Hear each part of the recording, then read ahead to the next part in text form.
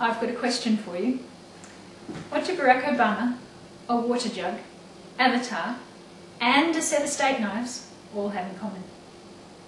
Hi, I'm Tanya Tidley, and it's a pleasure to be here today. And I'm looking forward very much to sharing some ideas and some thoughts with you and revealing for you 4 secrets to running a killer workshop.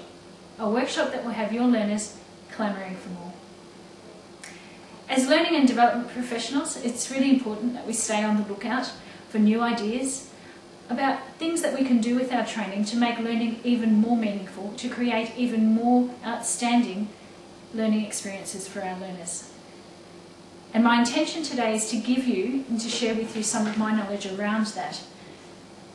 I'd also like you to do something else with it. I'd like you to commit to actually jotting down 3 or 4 new ideas that you get out of today and actually paying them forward. That is, putting them into practice and teaching them to the people who are in your world.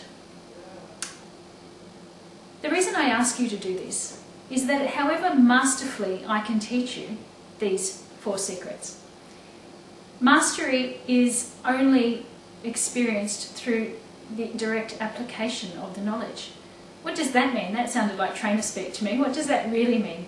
Simply put, an idea is just an idea until you do something with it. So I'd really love for you today to commit to doing something with the ideas that you learned today. That would be the very best outcome for me. Let's start with, let's call it Secret Trainer's Business, Killer Workshop Secret number 1.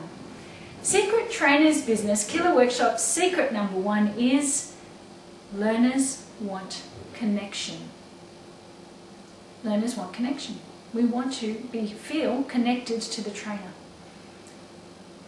It's such an interesting concept, this whole concept of connection, I thought, because when I actually stopped and had to think about it, I realised that actually without connection, nothing happens. Have a think about it. Without connection, we wouldn't have internet. Without connection, we couldn't have a mobile phone or telephone conversation.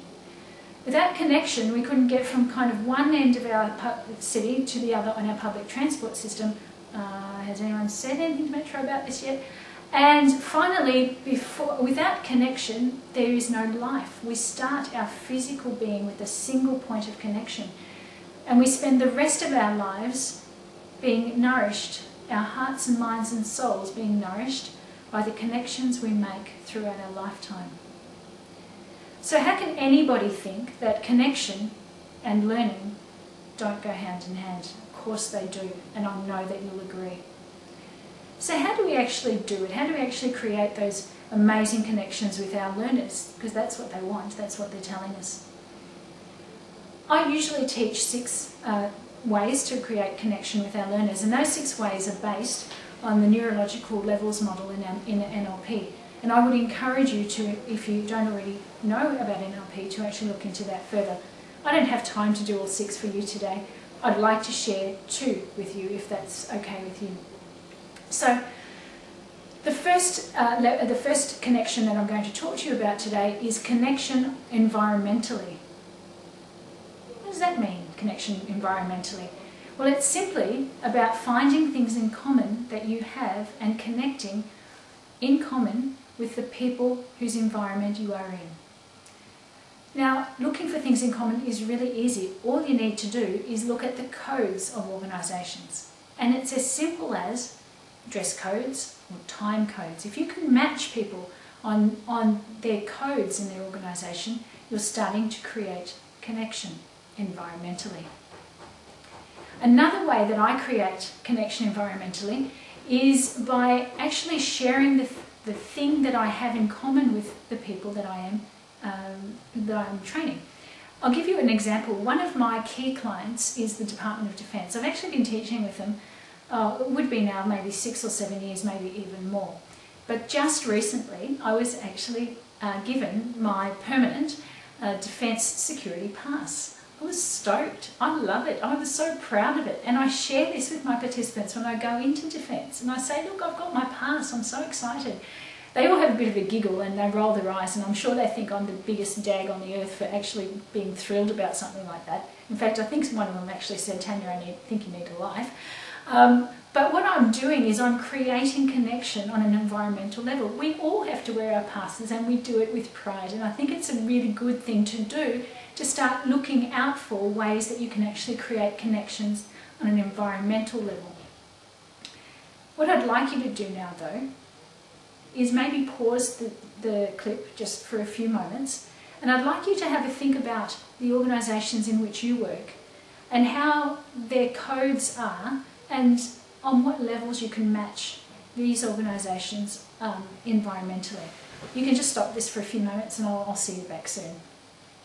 I'd like you to close your eyes for a few moments, and I'd like you to take yourself back to your childhood, at a time when you were down at the beach. It's summer and you're down at the beach. When you're recalling the memories of you down at the beach, I'd like you to really notice how it is that you're recalling those memories. Do you see yourself down the beach, playing with your friends, watching the surfers as they roll in on the waves? Are you watching everybody's beach umbrella going up and going down and noticing the colour? Are you watching to see the Big M bus roll into the parking lot? Yes, I'm a child of the 80s. Or are you actually hearing it? Are you hearing the music from the Big M bus as it belts out over its loudspeakers? Can you hear the shark plane overhead? Can you hear the lifesavers telling you, reminding you with their megaphones to swim between the flags? Or is your memory full of feeling? Are you feeling that sun beating down at you, the heat of it, and the heat of the sand coming up through your feet, and the grittiness of it as it's all in between your bathers because you've just come out of the water? Depending on how you actually recall your memories gives us a pretty good indication of what modality you're operating under. So, for example, if you were recalling pictures, if you were recalling the pictures of yourself down at the beach, you're most likely to be operating under a visual modality. If your memory is full of sounds and movement, and you're probably actually operating under an auditory modality. And if your memory is full of feeling the sun, then you are actually probably operating under a kinesthetic modality. As trainers, it's really important that we start listening for the language that people use. So visual people will use words that are bright and hazy and clear, and they'll tell us it's crystal clear what we're trying to teach them. That's a really interesting indication of it. Auditory people will say, I'm hearing you, yet that sounds right to me. And kinesthetic people will say, yeah, I'm really getting it. If we start listening out for the language that people are using and understanding that that means that's the sort of modality that they're operating under, as trainers, all we need to do is simply match that language. And we have like a secret superscript into their minds, and we're able to tap into their unconscious, where change and learning and connection is at its deepest and most permanent. Now, I'm wondering what you think about all of those ideas. What I'd like you to do is I'd like you to spend a couple of minutes now, and you can pause the tape if you like, if you've got time now, or you can go back and do it later, to have a think about the people in your world and whether you've actually noticed the sorts of language modalities that they've been using. So, connection through environment and through linguistic or language are two very powerful techniques to create connection and lasting connection with your clients, and it's so important to do that, and I'm sure that you'll agree. So I reckon that's Killer Workshop secret number 1, locked and loaded. What do you reckon? I hope you've enjoyed this presentation as much as I have in giving it to you.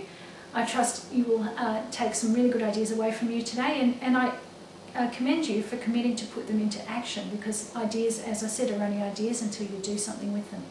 To your training success, thank you very much. I'm Tanya Tiddley.